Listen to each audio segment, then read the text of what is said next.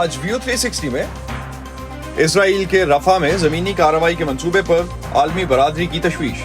Rafah میں پناہ لینے والے 10 لاکھ سے زیادہ فلسطینی شہری اب جان بچا کر کہاں جائیں گے، بات کریں گے آج کے شو میں۔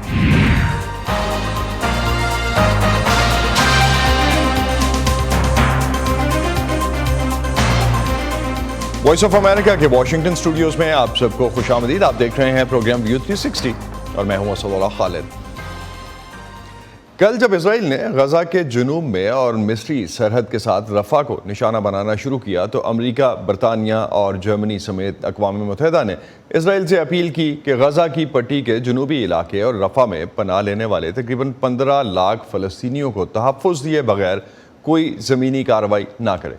کیا عالمی برادری کے تحفظات، خدشات اور اپیلیں رفح میں اسرائیلی آپریشن کو روک پائیں گی؟ آج کے پروگرام میں ہم اسی معاملے کا جائزہ لیں گے۔ اس بارے میں مزید خبریں اور دنیا بھر میں ہونے والی اہم ڈیولپمنٹس کے بارے میں خبریں اور ان پر تجزیے آپ ہماری ویب سائٹ urduvoa.com پر بھی پڑھ سکتے ہیں۔ اسرائیل کی فوج نے گزشتہ روز غزہ کے جنوب میں مصر کے ساتھ رفح کے علاقے میں فضائی حملے کیے جس میں بچوں سمیت درجنوں افراد ہلاک ہوئے۔ اسرائیلی وزیر اعظم بنیامین نیتن یاہو کے ایک بیان کے مطابق مصر کی سرحد کے نزدیک موجود حماس کا صفایا کیے بغیر اس عسکریت پسند گروہ کے خلاف فتح حاصل نہیں کی جا سکتی۔ لیکن مسئلہ یہ ہے کہ غزہ میں اسرائیلی فوجی کارروائیوں کے نتیجے میں لاکھوں فلسطینی نقل مکانی کر کے اس علاقے میں پناہ لیے ہوئے ہیں۔ اس بارے میں مزید بات کرتے ہیں صحافی ہریندر مشرا سے جو ہمیں جوائن کر رہے ہیں یروشلم سے۔ ہریندر، اسرائیلی حکام کیا کہہ رہے ہیں؟ اسرائیلی افواج کی رفح میں ممکنہ زمینی کارروائی کب تک متوقع ہے؟ دیکھیں، اسرائیلی اہلکاروں کی طرف سے یہ بات لگاتار کہی جا رہی ہے کہ رفح میں کارروائی جو ہے وہ بے حد ضروری ہے اور فوجی کارروائی ہوگی، لیکن ساتھ ہی ساتھ آپ کو یہ بھی بتا دیں کہ یہاں پر جنگ بندی کو لے کر کے بھی جو ہے بات چیت وہ جاری ہے، کیونکہ امریکی انتظامیہ جو ہے وہ اسرائیل پر کافی دباؤ ڈال رہا ہے اور یہاں سے موساد کے ڈائریکٹر داوید برنیا اور یہاں کے جو داخلی سیکیورٹی ایجنسی شن بیت کے جو ڈائریکٹر ہیں رونن بار، یہ دونوں لوگ کائرو جا رہے ہیں اور کہا یہ جا رہا ہے کہ وہاں پر CIA کے ڈائریکٹر ولیم برنز بھی آ رہے ہیں، لیکن اس کے باوجود یہاں پر فوج کے طرف سے صاف طور پہ کہا جا رہا ہے کہ اگر مکمل کامیابی اور فتح اگر چاہیے تو رفح کا جو علاقہ ہے وہاں پر اسرائیلی فوج کی کارروائی بے حد ضروری ہے۔ اور آپ کو یہ بھی بتائیں کہ یہاں پر داخلی سیاست جو ہے وہ بھی ایک بہت ہی اہم کردار جو ہے وہ پلے کر رہا ہے اس سارے معاملات میں، کیونکہ یہاں مانا یہ جا رہا ہے کہ اگر جنگ بندی ہوتی ہے اور کسی بھی طرح کا سیز فائر ہوتا ہے تو وزیر اعظم بنجامین نیتن جو ہیں وہ اپنی سیاست سے ہاتھ دھو سکتے ہیں، یہاں پر ان کی سرکار جو ہے وہ گر سکتی ہے، کیونکہ ان کی مخلوط حکومت میں شامل جتنی بھی دائیں بازو کی تنظیمیں ہیں اور خاص کر کے انتہا پسند تنظیمیں ہیں، ان کی طرف سے بار بار ان کو خبردار کیا جا رہا ہے کہ اگر جنگ میں مکمل جو ہے وہ فتح نہیں ملتی ہے اسرائیل کو تو وہ سرکار میں نہیں بنے رہیں گے اور وہ اپنا سپورٹ جو ہے وہ اپنی حمایت جو ہے وہ واپس لے لیں گے۔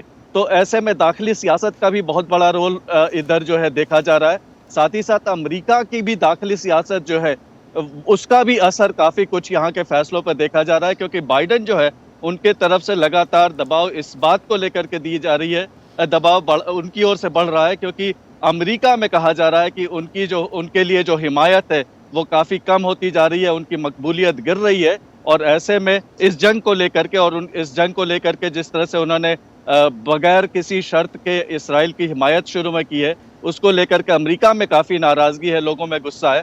تو ان دونوں جو فریق ہیں جو کہ جو اسٹریٹجک الائز ہیں ان کے درمیان جو ہے تلخی دیکھنے کو مل رہی ہے۔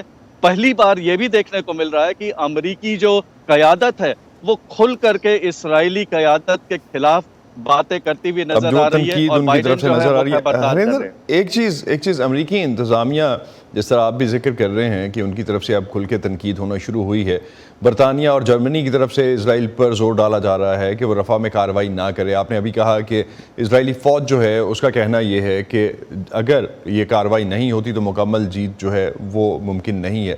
تو اس دباؤ پر جو عالمی برادری کی طرف سے آ رہا ہے، اسرائیلی رہنماؤں کا کیا رد عمل ہے؟ دیکھیں، جو بین الاقوامی برادری کی طرف سے جو دباؤ بڑھ رہا ہے اس کا اثر تو دکھ رہا ہے، کیونکہ اسرائیل جو ہے اس کی طرف سے بار بار کچھ ایسے اقدامات لیے جا رہے ہیں یا باتیں کہی جا رہی ہیں کہ وہ جو ہے انٹرنیشنل لاز جو بین الاقوامی برادری کے قانون کے تحت ہی اپنی کارروائی کو آگے بڑھا رہا ہے. وہاں پر جو امدادی سامان ہے وہ زیادہ سے زیادہ پہنچایا جا رہا ہے, لیکن اس کے باوجود جو ہے اس کے باوجود یہ دیکھنے کو مل رہا ہے کہ جو داخلی سیاست ہے اس کی وجہ سے اسرائیلی حکام جو ہیں وہ اس طرح کا کوئی فیصلہ نہیں لے پا رہے. جنگ بندی کو لے کر کے بھی یہاں سے وہ جو ڈیلیگیشن جا رہا ہے کائرو وہ بھیجنا نہیں چاہتے تھے, لیکن صرف امریکی انتظامیہ کے دباؤ کی وجہ سے انہیں بھیجنا پڑ رہا ہے. اور مانا یہ جا رہا ہے کہ اسرائیل جو ہے اور خاص کر کے وزیر اعظم بنجامن نیتنیاہو جن کی مقبولیت لگاتار یہاں پر گرتی رہی ہے, وہ جنگ کو تب تک بند نہیں کریں گے جب تک انہیں کوئی ایسی بات جو ایسی کوئی بڑی جو ہے جیت جو ہے ان کے ہاتھ نہیں لگتی جس کو دکھا کر کے وہ یہاں کے عوام کو جو ہے وہ یہ بتا سکے کہ وہ ان کی قیادت میں اسرائیل جو ہے وہ محفوظ ہے. تو بیسیکلی جو ہے اس وقت انٹرنل پالیٹکس بڑا رول پلے کر رہی ہے. بہت شکریہ آریندر, آپ ہمیں اپڈیٹ کر رہے تھے اس وقت زمینی حقائق سے. عالمی سطح پر بڑھتی ہوئی تنقید کے باوجود اسرائیل کے وزیر اعظم بنجامن نیتنیاہو رفح میں زمینی آپریشن کا دفاع کر رہے ہیں. غزہ کی پٹی میں یہ وہ سرحدی شہر ہے جہاں اس وقت تقریباً 15 لاکھ فلسطینیوں نے پناہ لے رکھی ہے. یہاں عارضی پناہ گاہوں میں موجود فلسطینیوں کا کہنا ہے کہ ان کے پاس کہیں اور جانے کے لیے کوئی زمین نہیں بچی. امریکی صدر جو بائیڈن کے غزہ کی پٹی میں اسرائیلی فوجی کارروائی کو اوور دی ٹاپ یا غیر ضروری طور پر شدید قرار دینے کے چند روز بعد اسرائیلی وزیر اعظم بنجامن نیتنیاہو نے ABC نیٹ ورک کے ایک شو میں دنیا کو حماس کے دہشت گرد حملے کے بارے میں یاد دلایا, جس میں 1200 افراد ہلاک ہوئے اور 240 کو یرغمال بنایا گیا. We were attacked, unprovoked attack, murderous attack on October 7th. Hamas کے زیر انتظام وزارت صحت کے مطابق غزہ پر اسرائیل کی جوابی کارروائیوں میں اب تک بچوں اور خواتین کی اکثریت پر مشتمل 28,000 سے زیادہ فلسطینی ہلاک ہو چکے ہیں. اپنے انٹرویو میں نیتنیاہو نے ان اعداد و شمار کو مسترد کرتے ہوئے کہا کہ عام شہریوں کو نقصان سے بچانے کے ایک منصوبے پر کام جاری ہے اور ان کی فوج رفح میں زمینی کارروائی کے اپنے منصوبے پر عمل کرے گی. 14 لاکھ سے زیادہ فلسطینی, جن میں سے اکثر غزہ کے بے گھر شہری ہیں, رفح میں پناہ لیے ہوئے ہیں. برطانیہ, مصر اور سعودی عرب نے اسرائیل کے منصوبے پر تشویش کا اظہار کیا ہے.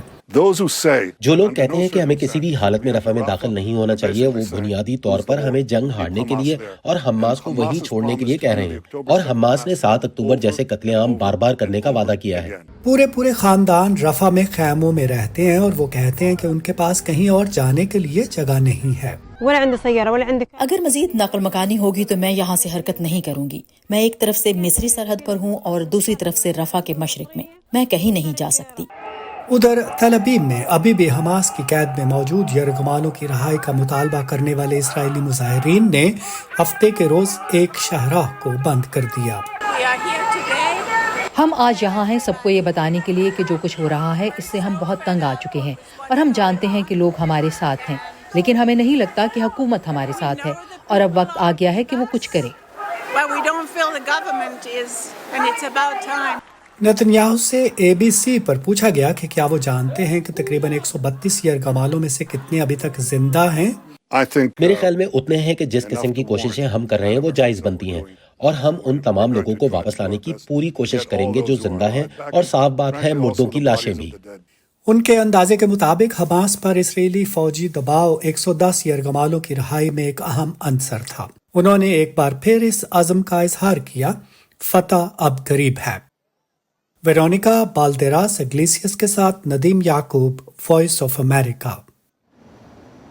اسرائیل حماس جنگ کے مشرق وسطیٰ کے دوسرے علاقوں میں پھیلنے سے متعلق خدشات پر بات چیت کے لیے اردن کے شاہ عبداللہ امریکہ کے دورے پر ہیں. شاہ عبداللہ 7 اکتوبر کے حماس کے اسرائیل پر حملے کے بعد وائٹ ہاؤس کا دورہ کرنے والے پہلے عرب رہنما ہیں. ان سے ملاقات کے بعد صدر بائیڈن کا کہنا تھا کہ امریکہ اسرائیل اور حماس کے درمیان لڑائی میں 6 ہفتے کے وقفے پر زور دے رہا ہے, جس سے طویل جنگ بندی کی راہ ہموار ہو سکتی ہے. اسی پر مزید بات کرنے کے لیے فائزہ بخاری ہمیں کیپٹل ہل سے جوائن کر رہی ہیں. فائزہ, صدر بائیڈن نے غزہ کے جنوبی شہر رفح پر اسرائیل کی ممکنہ زمینی کارروائی کے حوالے سے کیا کہا؟ جی اسد، انہوں نے کہا کہ انہوں نے اردن کے جو شاہ عبداللہ ہیں ان سے اس حوالے سے بات کی ہے اور بنیادی طور پر انہوں نے وہی بات ریپیٹ کی جو کہ اتوار کو انہوں نے اسرائیلی وزیر اعظم بنیامین نتن یاہو سے ٹیلی فونک کنورسیشن کے دوران کہی تھی، اور وہ یہ ہے کہ اسرائیل کو رفح میں کسی بھی قسم کا ممکنہ جو آپریشن ہے، فوجی آپریشن، زمینی آپریشن، اس کو اس وقت تک شروع نہیں کرنا چاہیے جب تک کہ وہاں کے جو شہری ہیں ان کے تحفظ کو وہ یقینی نہیں بنا لیتے۔ پہلے ہم آپ کو آئیے دکھاتے ہیں کہ صدر جو بائیڈن نے اس موقع پر کیا کہا تھا۔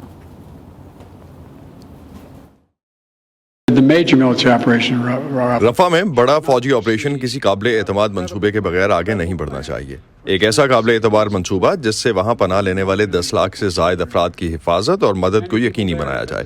وہاں بہت سے لوگ بے گھر ہو چکے ہیں، وہ شمال میں ہونے والی پرتشدد کارروائیوں سے بھاگ کر کئی بار بے گھر ہوئے اور اب وہ رفح میں موجود ہیں، بے یار و مددگار۔ انہیں تحفظ فراہم کرنے کی ضرورت ہے۔ اسد، یہاں امریکی میڈیا میں یہ بات ہو رہی ہے کہ یہ پہلی مرتبہ ہے کہ صدر جو بائیڈن نے کھل کر عوامی طور پر رفح میں اسرائیل کی اس ممکنہ کارروائی کے حوالے سے ان کو تنبیہ کی ہے۔ اس کے علاوہ یہاں میڈیا میں یہ بھی بات ہو رہی ہے کہ ایسا محسوس ہو رہا ہے کہ صدر جو بائیڈن جو ہیں وہ اسرائیلی وزیر اعظم بنیامین نتن یاہو کی ہٹ دھرم رویہ جو ہے، غیر لچکدار رویہ، اس پر بھی بہت خوش نہیں ہے، نالا نظر آتے ہیں۔ اور اسی حوالے سے 8 فروری کو ہم نے دیکھا یہاں وائٹ ہاؤس میں وہ رپورٹر سے بات کرتے ہوئے انہوں نے کہا تھا کہ اسرائیل کی جو کارروائیاں جاری ہیں غزہ میں وہ ضرورت سے زیادہ شدید ہیں۔ اور اسد، اس کے علاوہ ایک اور اہم موضوع جس پہ انہوں نے کافی بات کی کل کے اس پریسر میں، وہ یہ تھی کہ امریکہ جو ہے وہ اردن، مصر اور بھی بہت سے ملکوں کے ساتھ، قطر وغیرہ کے ساتھ مل کر کوشش کر رہا ہے کہ اسرائیلی یرغمالوں کی رہائی کے لیے جلد از جلد ایک جو ہے سیز فائر کا منصوبہ اس پہ عمل درآمد کیا جا سکے، کیونکہ یہ خدشہ بڑھ رہا ہے کہ بہت سے یرغمالی جو ہیں وہ شاید زندہ نہیں ہیں اب۔ اور انہوں نے یہ کہا، جیسے کہ آپ بھی ذکر کر رہے تھے، کہ ابتدائی طور پر 6 ہفتے کی جو ہے جنگ بندی کا اس میں تجویز ہوگی، جس سے جو ہے فردر جو ہے جنگ بندی جو ہے مستقل اس کی طرف جو ہے اس کی راہ ہموار ہو سکے۔ یرغمالیوں کی جو رہائی ہے وہ ایک بیسک اس میں مدعا رہے گا۔ فیضا، اردن کے شاہ عبداللہ نے بھی کل کھل کر رفح میں ممکنہ اسرائیلی فوجی آپریشن کی مذمت کی۔ کیا صدر بائیڈن بھی اس معاملے پر شاہ عبداللہ کے ساتھ نظر آئے؟ بنیادی طور پر دونوں نے ایک ہی طرح کی بات کی، لیکن کچھ بنیادی فرق ہیں، ان پر میں آپ کو ضرور بات کروں گی۔ لیکن جو شاہ عبداللہ انہوں نے واضح طور پہ یہ بات کی کہ ہم رفح میں جو کسی بھی طرح کی فوجی کارروائی ہے اس کی متحمل نہیں ہو سکتے، کیونکہ اس سے ایک بڑا انسانی بحران دوبارہ پیدا ہوگا۔ آئیے پہلے آپ کو دکھاتے ہیں کہ انہوں نے کیا کہا۔ جنگ شروع ہونے کے بعد سے رفح میں دھکیلے گئے 10 لاکھ سے زائد افراد کے لیے صورتحال پہلے ہی ناقابل برداشت ہے۔ ہم خاموش تماشائی بن کر اسے جاری رہنے نہیں دے سکتے۔ ہمیں اب دیر پا جنگ بندی کی ضرورت ہے۔ یہ جنگ ختم ہونی چاہیے۔ جیسا کہ میں کہہ رہی تھی کہ کچھ بنیادی فرق تھے۔ صدر جو بائیڈن نے جو باتیں کہیں اس پریسر میں اور اردن کے شاہ عبداللہ نے، پہلی بات تو یہ کہ صدر جو بائیڈن نے واضح طور پہ یہ نہیں کہا اسرائیل کو کہ وہ رفح میں فوجی آپریشن نہ کرے۔ انہوں نے اس کو مشروط کیا اس بات سے کہ پہلے وہاں پہ جو رہائشی ہیں ان کے تحفظ کو یقینی بنائے بغیر اسرائیلی آپریشن نہ کرے۔ لیکن اردن کے شاہ جو ہیں انہوں نے واضح طور پہ یہ بات کہی کہ ہم افورڈ نہیں کر سکتے رفح میں کسی بھی طرح کا آپریشن، اور یہ نہیں ہونا چاہیے۔ دوسری بات جو ہے جنگ بندی کی، جس کا بھی میں نے ذکر کیا، صدر جو بائیڈن یہ کہہ رہے ہیں کہ ابھی جس ڈیل پہ جو ہے وہ کام ہو رہا ہے بہت سے ملکوں کے درمیان، اس میں 6 ہفتے کی جو ہے جنگ بندی کے بارے میں سوچا جا رہا ہے، اور اس کے بعد فردر میں بھی جو ہے مستقل جنگ بندی کی طرف اس کی راہ ہموار ہوگی۔ لیکن اردن کے شاہ جو ہیں وہ انہوں نے یہ کہا کہ یہ جنگ ختم ہونی چاہیے فوری طور پر، اور فوری جنگ بندی ہونی چاہیے۔ اس کے علاوہ ہم نے یہ بھی دیکھا کہ ایک موضوع، ایک اور ڈفرنس جو ہے وہ یہ تھا کہ صدر جو بائیڈن جو ہے انہوں نے اسرائیل کا بھی ساتھ ساتھ ذکر کرتے رہے۔ وہ اپنے ایڈریس میں اسرائیل کے جو یرغمال ہیں ان کا ذکر کیا، اسرائیل کی جانیں بھی امپورٹنٹ ہیں، اور غزہ کے جو رہائشی ان کی جو ہیں جانیں وہ بھی امپورٹنٹ ہیں، اور امداد کی بھی دونوں حوالے سے بات کی۔ لیکن ڈفرنس جو ہے وہ دونوں سائڈ سے ہمیں یہ نظر آیا کہ ایک طرف سے ایبسلیوٹ جنگ بندی کی بات کی گئی اور ایک طرف سے جو مشروط جنگ بندی کی بات کی گئی۔ بہت شکریہ فائزہ بخاری، آپ ہمارے ساتھیوں میں اپڈیٹ کر رہی تھیں اس حوالے سے۔ امریکی وزارت خارجہ کے ترجمان میتھیو ملر نے کل ایک بریفنگ میں کہا کہ امریکہ کا اندازہ ہے کہ اسرائیل کی رفح میں فضائی کارروائی کسی بڑے آپریشن کا آغاز نہیں ہے اور امریکہ موجودہ حالات میں کسی فوجی کارروائی کی حمایت نہیں کرتا۔ اس کے علاوہ اقوام متحدہ، عرب ممالک، برطانیہ اور جرمنی کی طرف سے اسرائیل کو رفح پر حملے سے باز رہنے کے لیے کہا جا رہا ہے۔ کیا اسرائیل ان اپیلوں پر کان دھرے گا؟ اس پر بات کرتے ہیں بفلو یونیورسٹی سے منسلک فیضان حق ہمیں اس وقت جوائن کر رہے ہیں۔ فیضان، اردن کے بادشاہ کل صدر بائیڈن سے ملے، خطے میں اس تنازع کی وجہ سے جو تشویش ہے وہ تو پہلے بھی ہمیں نظر آتی ہے، اور کیا اہمیت ہے اس دورے کی خاص طور پہ؟ اسد، سب سے پہلے آپ کو خوش آمدید فیضان۔ یہ جو دورہ ہے، اس دورے کا آپ سمجھیں کہ یہ آغاز ہے۔ ابھی اور عرب ممالک کے جو رہنما ہیں یا جو صدور ہیں وہ یہاں پر واشنگٹن میں آئیں گے، کیونکہ یہ بات بہت کلیئر ہو چکی ہے پریزیڈنٹ بائیڈن کو اور ان کے ساتھ جو لوگ تھے، خاص کر ڈیموکریٹک پارٹی میں، کہ پریزیڈنشل الیکشن میں یہ ایک بہت بڑا رسک ہوگا کہ اگر وہ ساری مسلم اور عرب جو پاپولیشن ہے، جو ووٹرز ہیں، ان کو ایلینیٹ کر دیں امریکہ میں۔ اور یہ آپ کو جیسے شاید معلوم ہو کہ وہ ابھی مشیگن میں انہوں نے اپنے کچھ آفیشلز بھیجے ہیں، دوسری جگہوں پہ بھیجے ہیں، کیونکہ جو مسلمان جو امریکہ میں بستے ہیں، جو عرب بستے ہیں، وہ بہت ناراض ہیں ڈیموکریٹ سے۔ یہ ان کا بہت بڑا ووٹنگ بلاک تھا پچھلے الیکشن میں، اور پریزیڈنٹ بائیڈن کو ناراض نہیں کر سکتے۔ اور یہ ایک بہت بڑا اندرونی پریشر ہے جس کی وجہ سے پریزیڈنٹ بائیڈن کو یہ کام کرنا پڑ رہا ہے۔ اور اس کے ساتھ ساتھ جو عام امریکی شہری ہیں وہ بھی اب اسرائیل کی ایسے حمایت نہیں کرتے جیسے وہ پہلے کرتے تھے۔ اور اس کا بہت بڑا کریڈٹ جو ہے وہ یہاں پہ بسنے والے جو امریکن مسلمز ہیں اور جو ان کی یوتھ ہے ان کو جاتا ہے، کہ جنہوں نے اس کو بہت زیادہ آگے بڑھایا ہے، بات کو بتایا ہے لوگوں کے کیا ہو رہا ہے۔ تو اب اسرائیل کو جو بلینک چیک امریکہ سے ملتا تھا، اب اس بلینک چیک کے اوپر کچھ قدغن ہے، کچھ اس کے اوپر چیکس اینڈ بیلنسز آ گئے ہیں۔ تو یہی چیز شاید ہم نے جو مغربی کنارے میں کچھ ڈیولپمنٹس اس طرح کی تھیں جس پہ کچھ اسرائیلی آبادکاروں پر امریکہ نے پابندی لگائی، میڈیا میں جو رپورٹس رہی ہیں ان سے تو لگتا ہے کہ صدر بائیڈن نیتنیاہو سے کافی نالاں ہیں، تاہم امریکہ مکمل جنگ بندی کا مطالبہ کرنے سے گریز کر رہا ہے۔ کیسے دیکھتے ہیں آپ یہاں پہ امریکہ کی اس پالیسی کو؟ دیکھیے، جو رائے عامہ کی جنگ ہوتی ہے اور ایک میدان جنگ میں جنگ ہوتی ہے۔ جو رائے عامہ کی جنگ ہے وہ اسرائیل اور امریکہ دونوں ہار چکے ہیں۔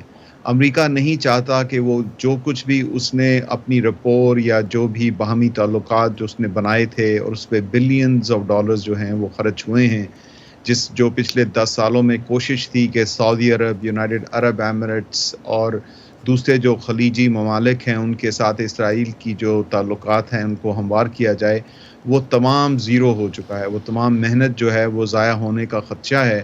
اور اس میں جو سب سے بڑی رکاوٹ ہے وہ اس وقت نتنیاہو کی گورنمنٹ ہے۔